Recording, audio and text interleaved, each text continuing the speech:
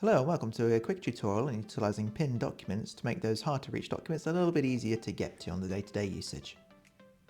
Pin files are available when you right-click either Word, Excel or PowerPoint on the taskbar. Usually this is a recents list like it is my PowerPoint here. You can see I've got this new PowerPoint which I copied a few times just to give you an example of what it would look like. Just imagine this is going to be your file names. I have about 12 or 13 different copies of the same PowerPoint, but you can only see 10 of them in the list at a time.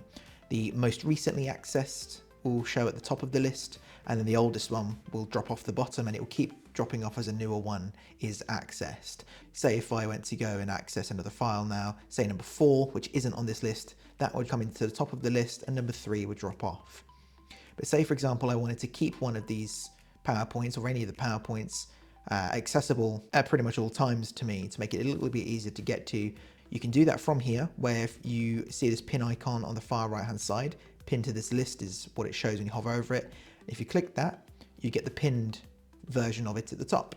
Same file, same place, it's just always available now whenever you go to the option up here. 10 items will still show below it, but now this one will always be above, meaning you can always get to it and it won't get cycled out like the other ones will in the recents list. And you can do this for Word, Excel or PowerPoint. You can also pin files within whichever app it is that you are using this in. So for me with PowerPoint, you see I have the recents list open when you first open the app.